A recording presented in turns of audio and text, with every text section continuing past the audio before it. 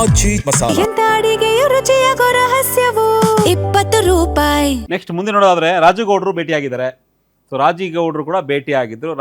ರಾಜುಗೌಡರು ಪಾಪ ಸೋತಿದ್ರು BJPಯಲ್ಲಿ last time. So ಹಾಗಾಗಿ ಮತ್ತೆ ರಾಜುಗೌಡರು ಸಿದ್ದರಾಮಯ್ಯನ ಭೇಟಿಯಾಗಿದ್ದು ಕೂಡ ಒಂದು ರೀತಿ ಚರ್ಚೆಗೆ ಕಾರಣ ಆಗ್ತಾ ಇದೆ. ಏನಾಗಬಹುದು ಮುಂದೆ ಸಕ್ರಿಯ ರಾಜಕಾರಣ ದೂರ ಆಗಬೇಡಿ ಅಂತ ರಾಜುಗೌಡರು ಹೇಳಿದ್ರಂತೆ ಸಿದ್ದರಾಮಯ್ಯನವ್ರಿಗೆ ಅಂತ ಚರ್ಚೆ. ಸೊ ಇದ್ರ ಜೊತೆಗೆ ರಾಜುಗೌಡರು ತುಂಬ ಯಡಿಯೂರಪ್ಪನ ಜೊತೆ ತುಂಬ ಆತ್ಮೀಯವಾಗಿದ್ದರು. ಅವ್ರ ಜೊತೆ ತುಂಬ ಬಾಂಡಿಂಗ್ ಇತ್ತು. ಸೊ ಯಡಿಯೂರಪ್ಪ ಅವರು ಸದ್ಯಕ್ಕೆ ಚುನಾವಣಾ ರಾಜಕಾರಣ ದೂರ ಇದ್ದಾರೆ, ಸಕ್ರಿಯ ರಾಜಕಾರಣದ ಕೂಡ ದೂರ ಇದ್ದಾರೆ. ಯಾಕೆ ಅವ್ರ ಮಗ ಈಗ ಅಧ್ಯಕ್ಷರಾಗಿರೋದ್ರಿಂದ. ಸೊ ರಾಜುಗೌಡರ ಭೇಟಿ ಜೊತೆ ಚೆನ್ನಾಗಿದೆ, ಅವರ ರಾಜಕೀಯ ಸಂಬಂಧಗಳು ತುಂಬಾ ಚೆನ್ನಾಗಿದೆ. ಆದ್ರೆ ಎರಡೆರಡು ಬಾರಿ ಸೋತಂಗಾಯ್ತು. ಮೊನ್ನೆ 2023 ಸೋತ್ರು, ಮತ್ತೆ ಬೈ ಎಲೆಕ್ಷನ್ ಆಯ್ತು, ಅಲ್ಲೂ ಸೋತ್ರು. ಸೊ ರಾಜಕಾರಣಿಗಳಿಗೆ ಸೋಲು ಗೆಲುವು ಕಾಮನ್ನು. ಆದ್ರೆ ಏನಂತ ಹೇಳಿದ್ರೆ ಸಿದ್ದರಾಮಯ್ಯ ಅವ್ರನ್ನ ನಾವು ಇದು ಅಷ್ಟಕ್ಕೆ ಸೀಮಿತ ಅಲ್ಲದೆ ಈ ರಾಜುಗೌಡ ಆಗಲಿ ಸಿಟ್ರವ್ರಾಗಲಿ ಬೇರೆಯವರು ಯಾಕೆ ಬಂದು ಭೇಟಿ ಮಾಡ್ತಾರೆ ಅಂತ ಹೇಳಿದ್ರೆ ಒಂದು ಫಿಕ್ಸೆಡ್ ಡೆಪಾಸಿಟ್ ಅಂತಿದೆ ಅವ್ರದ್ದು ಪ್ರತಿ ಕ್ಷೇತ್ರದಲ್ಲಿ. ಸಿದ್ದರಾಮಯ್ಯ ಅವ್ರದ್ದು ಫಿಕ್ಸೆಡ್ ಡೆಪಾಸಿಟ್ ಇದೆ, ಯಡಿಯೂರಪ್ಪಂದು ಫಿಕ್ಸೆಡ್ ಡೆಪಾಸಿಟ್ ಇದೆ, ದೇವೇಗೌಡದು ಫಿಕ್ಸೆಡ್ ಡೆಪಾಸಿಟ್ ಇದೆ. ಹೀಗಾಗಿ ಯಾರಾದ್ರೂ ಇವ್ರ ಬಗ್ಗೆ ಮಾತಾಡ್ಬೇಕಂದ್ರೆ ಸ್ವಲ್ಪ ಯೋಚನೆ ಮಾಡಬೇಕು. 2028 ಬಹಳ ದೂರ ಇಲ್ಲ.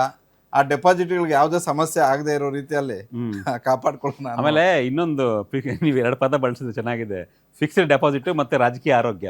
ಈ ಫಿಕ್ಸ್ಡ್ ಡೆಪಾಸಿಟ್ ಇದೆಯಲ್ಲ, ಈಗ ಸಿದ್ದರಾಮಯ್ಯವ್ರಿಗೆ ಹೆಂಗೆ ಅಂದರೆ ಬರೀ ಕುರುಬಾ ಕ್ಯಾಸ್ಟ್ ಅಂತ ಮಾತ್ರ ಅಲ್ಲ, ಈ ಅಹಿಂದ ಫ್ಯಾಕ್ಟ್ರಿ ಇದೆಯಲ್ಲ, ಆ ಅಹಿಂದ ಅನ್ನೋದೇ ಅವರ ಫಿಕ್ಸ್ಡ್ ಡೆಪಾಸಿಟ್. ಅದು ಮುಸ್ಲಿಂ ಬರ್ಬೋದು, ಹಿಂದುಳಿದವ್ರು ಬರ್ಬೋದು, ದಲಿತರು ಬರ್ಬೋದು, ಎಲ್ಲರೂ ಕೂಡ ಸೇರಿದ್ರೆ ಸಿದ್ದರಾಮಯ್ಯನವರ fixed deposit.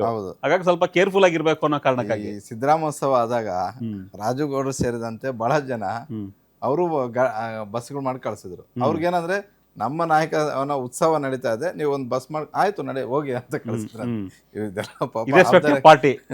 Irrespective of party, ಅದು BJP ಕಾಂಗ್ರೆಸ್ JDS ಅಂತಲ್ಲ. ಅಂದ್ರೆ ನಮ್ಮ ಕ್ಷೇತ್ರಗಳಲ್ಲಿ ಇದನ್ನ ಎಕ್ಸ್ಪೆಕ್ಟ್ ಮಾಡ್ತಾರೆ. ಅದರಲ್ಲೂ ಅವ್ರು ಹೇಳೋದು ನಮ್ಮ ನಾರ್ತ್ ಭಾಗಕ್ಕೆ ಹೋದಂತೆಲ್ಲ ಇದನ್ನ ಈ ತರದ್ದೇನ ಎಕ್ಸ್ಪೆಕ್ಟ್ ಮಾಡ್ತಾರೆ.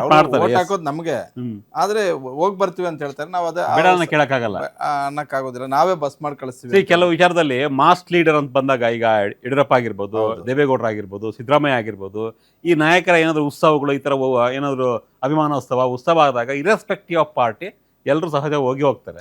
ಸೊ ಆಗ ಸಿದ್ದರಾಮಯ್ಯನವರು ಕೂಡ ಸಿದ್ದರಾಮೋತ್ಸವ ಆದಾಗ ಈ ರಾಜ್ಯದ ಜನತೆ ಎಲ್ಲ ಮೂಲೆಯಿಂದ ಬಂದಿದ್ರು ಇರ್ರೆಸ್ಪೆಕ್ಟಿವ್ ಪಾರ್ಟಿ ಹೇಳಂತೆ. ಸೊ ರಾಜೇಗೌಡರು ಕೂಡ ಬಹುಶಃ ಕಳಿಸಿದ್ರು ಅನ್ಸುತ್ತೆ. ನೋಡೋಣ ಇವರ ಭೇಟಿ ಯಾವ ಥರ ಟರ್ನ್ ತಗೊಬಹುದು ಅಂತ. ನೆಕ್ಸ್ಟ್ ಇನ್ನೊಂದು ಭೇಟಿ ಹೊರಟ್ಟಿ. ಸೊ ಬಸವರಾಜ ಹೊರಟ್ಟಿ ಪಾಪ ಸಭಾಪತಿಯಿಂದ ಅವರ ರಾಜೀನಾಮೆ ಕೊಟ್ಟ ನಂತರ ಸಿದ್ದರಾಮಯ್ಯರನ್ನ ಭೇಟಿಯಾದರು.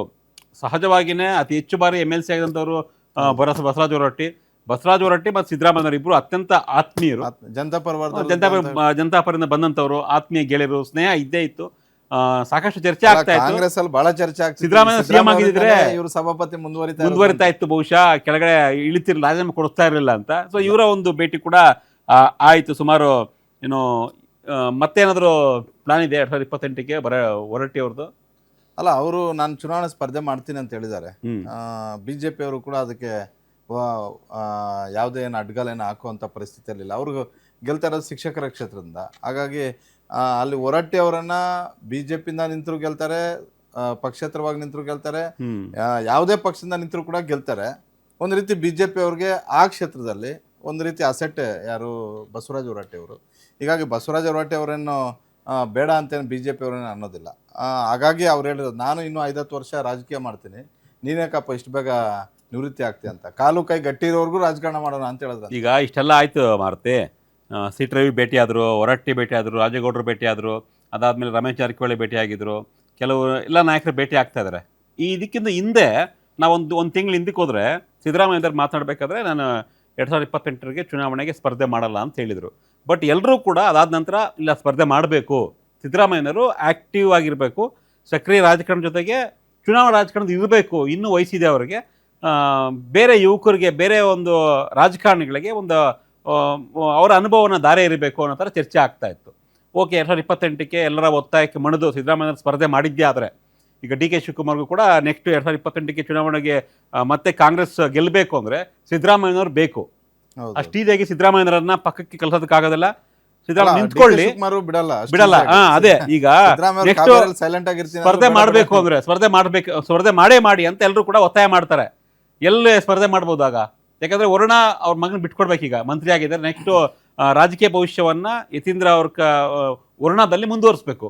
ಸಿದ್ದರಾಮಯ್ಯ ನಿಂತ್ಕೊಬೇಕು ಅಂದ್ರೆ ಯಾವ ಕ್ಷೇತ್ರದಲ್ಲಿ ಸ್ಪರ್ಧೆ ಮಾಡಬಹುದು? ಮತ್ತೆ ಬಾದಾಮಿ ಅಲ್ಲ, ಬಹಳ ಕಷ್ಟ ಕಾಲದಲ್ಲಿ ಕೈ ಹಿಡಿದವ್ರು ಬಾದಾಮಿ ಜನ. ಬಾದಾಮಿ ಮತ್ತೆ ವರ್ಣ ಹಾಗೂ ಚಾಮುಂಡೇಶ್ವರಿ ಮೂರನ್ನ ಸಿದ್ದರಾಮಯ್ಯ ಅವರು ಮರೆಯಲ್ಲ. ಯಾಕಂದ್ರೆ 2006ರಲ್ಲಿ ನಡೆದಂತ ಉಪಚುನಾವಣೆ ಚಾಮುಂಡೇಶ್ವರಿ ಏನಾದ್ರು ಚಾಮುಂಡೇಶ್ವರಿ ಜನ ಕೈ ಹಿಡಿಲಿಲ್ಲ ಅಂದ್ರೆ ಸಿದ್ದರಾಮಯ್ಯ ಎರಡು ಬಾರಿ ರಾಜಕೀಯ ಭವಿಷ್ಯ ಮುಗಿತಾ ಇತ್ತು. ಅದೇ ರೀತಿ ವರ್ಣ ಜನ ಎರಡು ಬಾರಿ ಅವಕಾಶ ಕೊಟ್ರು. ಬಾದಾಮಿಯಲ್ಲಿ 2018 ಅಷ್ಟಕ್ಕೆ ಎಂಡ್ ಆಗ್ತಿತ್ತು. ಮತ್ತೆ 2023 ಮುಖ್ಯಮಂತ್ರಿ ಆಗಕ್ಕ ಅಷ್ಟು ಇರ್ಲಿಲ್ಲ.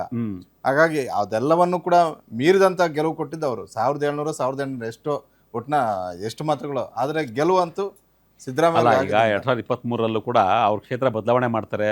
ಕೋಲಾರಕ್ಕೆ ಹೋಗ್ತಾರಂತೆ, ಬಾದಾಮಿಗೆ ಹೋಗ್ತಾರಂತೆ, ಇಲ್ಲ ಚಾಮುಂಡೇಶ್ವರಿ, ವರುಣ ಇವೆಲ್ಲ ಚರ್ಚೆ ಆಯಿತು. ಕೊನೆಗೆ ವರುಣದಲ್ಲಿ ಸ್ಪರ್ಧೆ ಮಾಡಿದ್ರು, ಗೆದ್ದರು. ಆಯಿತಾ? ಸೊ ಅದಕ್ಕೊಂದು ಕಾರಣನೂ ಕೊಟ್ಟರು ಅವರು. 2018ರಲ್ಲಿ ಬಾದಾಮಿಯಿಂದ ಗೆದ್ದಿದ್ದೆ. ಯಾಕೆ ಬಾದಾಮಿಗೆ ಹೋಗೋಕ್ಕಾಗಲ್ಲ ಮತ್ತೆ ಅಂದರೆ ನನಗೆ ದೂರ ಆಗುತ್ತೆ, ಅಲ್ಲಿ ಜನರ ಮೀಟ್ ಮಾಡೋಕ್ಕಾಗಲ್ಲ, ನನ್ನ ಏಜ್ ಸಪೋರ್ಟ್ ಮಾಡಲ್ಲ ಅನ್ನೋ ಥರ ಎಲ್ಲ ಹೇಳಿದರು. ಸೊ 28ಕ್ಕೆ ಸೊ ಮತ್ತೆ ಇನ್ನೂ ವಯಸ್ಸು ಜಾಸ್ತಿನೇ ಆಗಿರುತ್ತೆ, ಬಾದಾಮಿಗೆ ಹೋಗೋದು ಕಷ್ಟ. ಸೊ ಹಳೆ ಮೈಸೂರು ಭಾಗದಲ್ಲಿ ಯಾವ್ದಾದ್ರು ಕ್ಷೇತ್ರ ಹುಡುಕ್ಬೋದಾಗಿದ್ರೆ ಅಂತ. ಅಲ್ಲ, ಇವ್ರಿಗೆ ಕೇಳಿದ್ರೆ ಏನೋ ಕ್ಷೇತ್ರ ಯಾವುದೋ ಒಂದು ಹುಡುಕ್ತಾರೆ ಮೈಸೂರು ಭಾಗದಿಂದ. ಆದರೆ ಒಂದೇನಂತ ಹೇಳಿದ್ರೆ ನನ್ಗನ್ಸುತ್ತೆ ಸಿದ್ದರಾಮಯ್ಯ ವಿಧಾನಸಭೆಗಿಂತಲೂ ಒಂದ್ಸಲ ಲೋಕಸಭೆಗೆ ಹೋಗಿ ಬರ್ಬೇಕು. ಅಂದ್ರೆ 29 ವೇಟ್ ಮಾಡ್ಬೇಕು. ಹೌದು, ಒಂದ್ಸಲ. ಅಲ್ಲ, ರಾಜ್ಯಸಭೆ ಬೇಡ ಅಂತ ಹೇಳಿದಾರೆ, ರಾಷ್ಟ್ರ ರಾಜಕಾರಣ ಬೇಡ ಅಂತ ಹೇಳಿದಾರೆ ಬೇಡ ಸಿದ್ದರಾಮಯ್ಯ ಅವರು. ಮೊನ್ನೆ ಇರೋ ಪರಿಸ್ಥಿತಿಯಲ್ಲಿ ಬೇಡ ಅಂತ ಹೇಳಿದ್ರು.